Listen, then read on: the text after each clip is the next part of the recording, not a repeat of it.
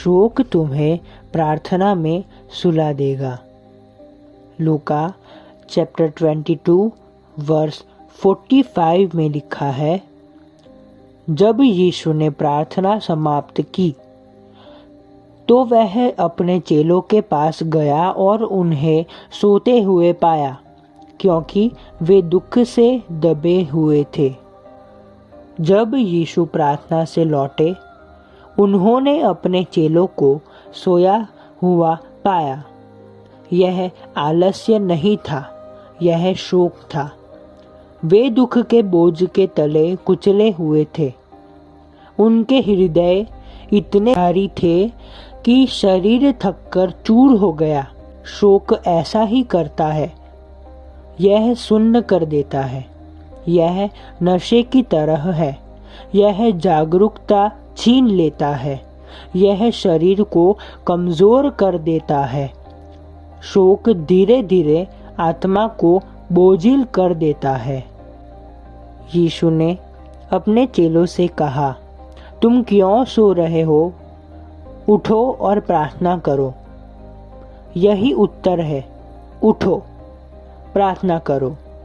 शोक को तुम्हें चुप न कर लेने दो, दुख को तुम्हारी जागरूकता न चुराने दो। प्रार्थना में बोझ टूटता है, प्रार्थना में शक्ति आती है। प्रार्थना में पवित्र आत्मा थके हुए मनुष्य को पुनः जीवित करता है। शोक अति अधिक चिंता का परिणाम है। मन बार बार एक ही बात को सोचता है। समस्याएं और बड़ी लगने लगती है। परमेश्वर की प्रतिज्ञाएं धुंधली पड़ जाती है।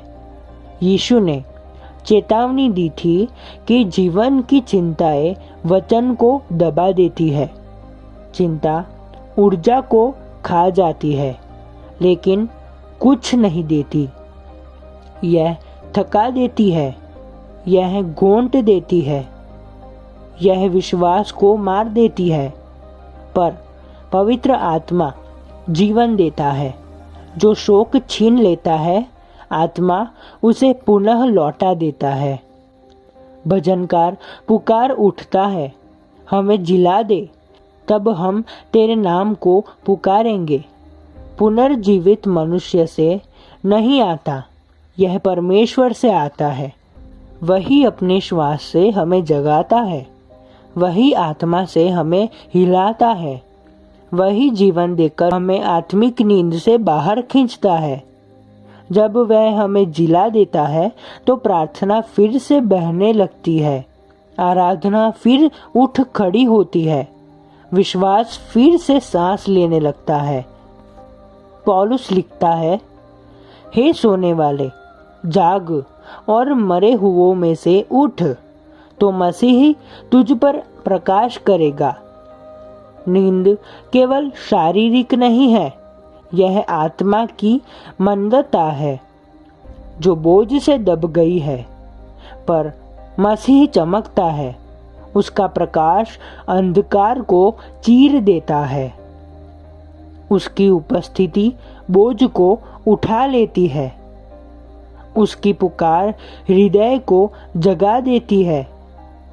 वह शोक की शक्ति को तोड़ देती है, और जब वह ऐसा करती है तो परमेश्वर की प्रजा फिर से उठ खड़ी होती है, जागृत, सामर्थी और जीवित होकर उसके नाम को पुकारने के लिए।